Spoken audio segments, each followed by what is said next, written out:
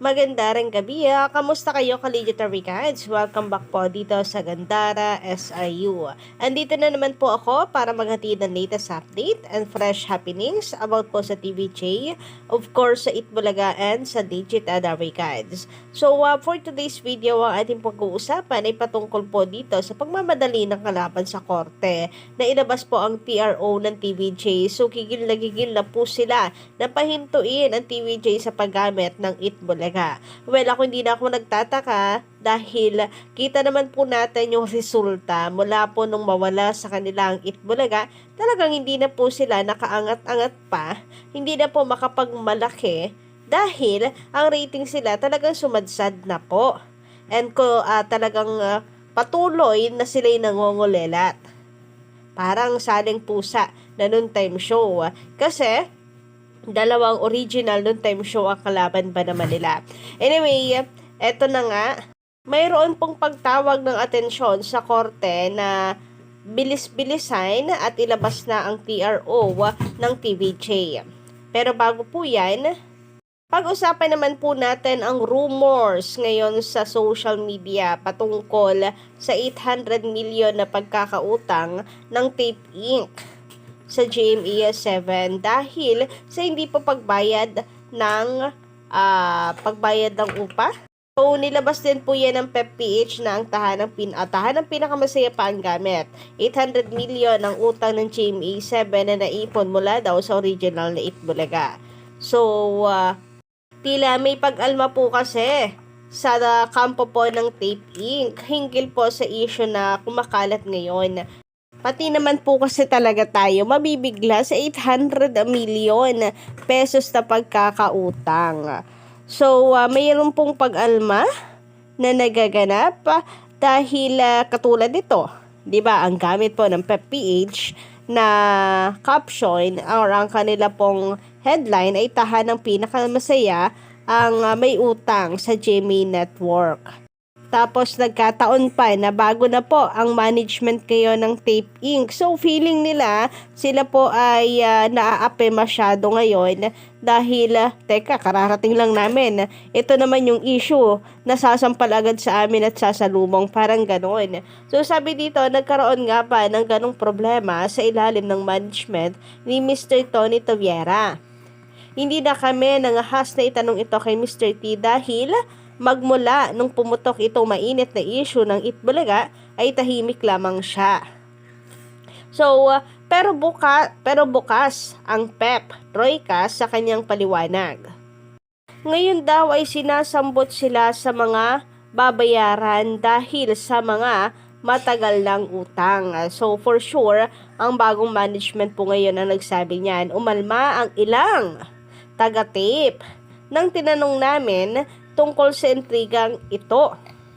Kung ano-ano raw kasi ang mga naglalabasang balita tungkol sa tahanang pinakamasaya. So, hindi po nila matanggap na tahanang pinakamasaya yung nadadrag.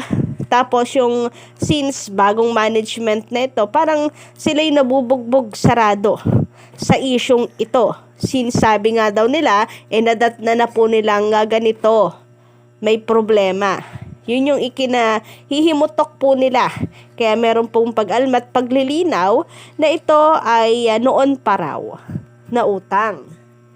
Sabi pa dito, sana alamin daw muna na matagal na ito at umabot na ngayon sa bagong management. Nakakaawa naman daw ang tape. Puro fake news. Himutok ng taga-tape na ayaw ipabangkit ang pangalan. So, sino kaya ito? Taga-tape. So, maybe staff, maybe boss ng tape, hindi natin alam. Pero taga-tape. Pero kahit naman na ito po ay nadatna na po nilang utang ng tape, hindi naman siguro masasabing puro fake news sila kasi tape naman talagang may utang. Bago man po ang management dyan, bago man po ang namumuno, tape pa din ang may utang.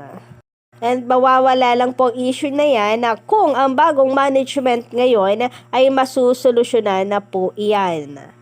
So kahit siguro naman umalma sila, sabihin na teka, Hindi naman tahanang pinakamasaya na kundi Itbulaga ng TVJ, and hindi naman pamunuan ngayon ng tape, kundi pamunuan pa noon ng tape. Still, sa Tape Inc. pa din po yan. Still, kargado at pananagutan yan ng kumpanya. So, hindi naman po siguro namin kasalanan kung sinambot nyo po yan. Kung ginusto ninyo na maging parte ng Tape Inc. Kahit alam nyo na meron pong ganito kayong sasaluhin. 'Di ba?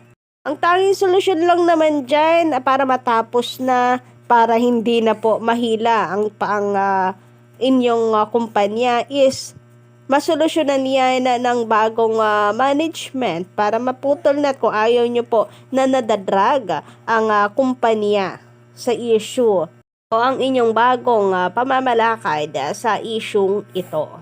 Samantala, sa kabilang dako naman, Kaligitary Canso, meron ditong panawagan para po sa Court of Appeals, and nilagay po niya ang pangalan ni Judge Apolinario Bruselas Jr. So, PRO na daw.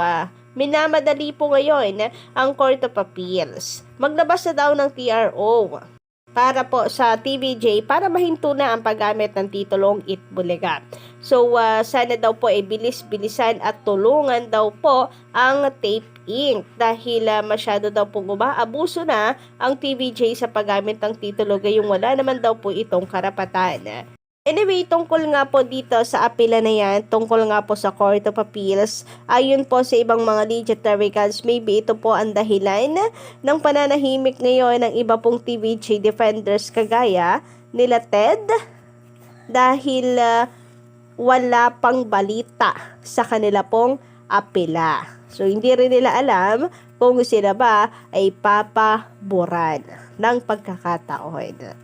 Pero masasabi lang po natin ay sino po ang maniniwala sa kagaya po ng taong yan, gayong dati po siyang nasa side ng TVJ at sinasabi na dapat lang daw talagang ibasura ng IPO ng korte ang Itbulaga ng Tape Inc. sapagkat unang-una sa registration pa lamang nila mali na. Ang registration nila ay para sa merchandise, pero ginagawa nila for entertainment.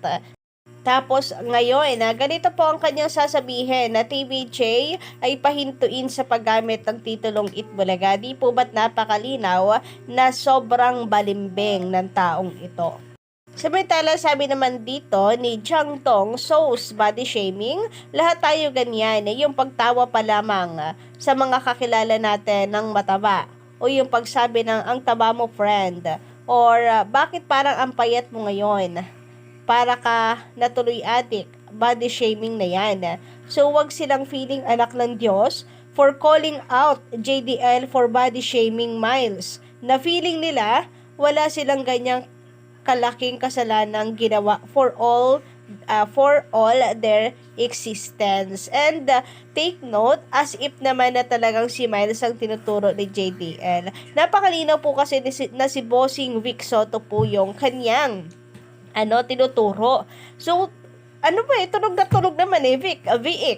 So, napakalinaw naman po, di ba? Wala nang dapat pang i-explain. Samantala, sabi naman ni Jay Jonah, ano pinagsasabi mo? Sa Bulagaan nung Sabado, sinabi ni JDL, swerte ni Tito Soto na magaganda ang kasama ni Tito Sen, which is sila Miles and Atasha. Sabi naman dito ni Sir Hermie Falco, good day, Madam Gandara SRU, watching here always your update for TVJ. Team Abroad and Legendary Gods from Saudi Arabia. Balik nila yung Super Serena na mga Becky. Mas malakas ang hatak noon kasi daming nanonood para lang mabawi nila ang ratings nila. So actually, marami pong mga segments talaga ang gusto pong ibalik ng mga tao. Segments na namimiss po nila na they think makakatulong sa ratings ng TVJ. Pero sa ngayon, meron pong bagong inilabas na ratings ang TVJ and we're hoping na sana po ito ay suportahan po natin, Kaligitary Gods, no? Since may bago na naman pong pangarap ang tutuparin ng TVJ para po sa mga aspiring singers. So maybe yun muna sa ngayon ang pagfofokusan po nila, no? And bali nyo naman na sa inyo po mga tinig na ito ay makarating sa TVJ.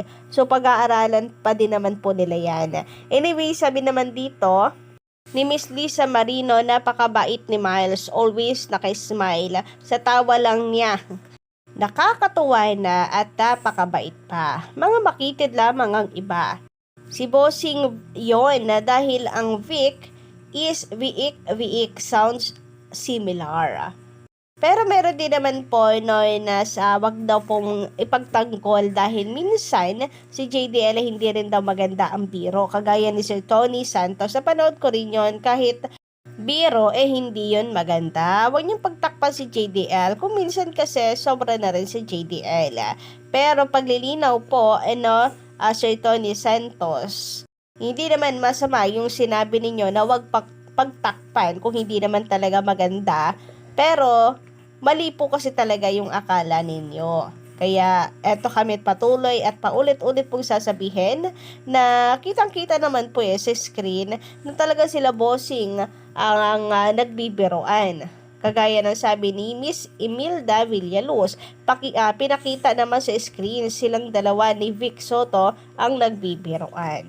So sana maging malinaw and klaro na po ang isyong ito ngayon. So yun lang po muna guys sa aking update. Don't forget to click the subscribe button and notification bell para po sa iba pang mga balita.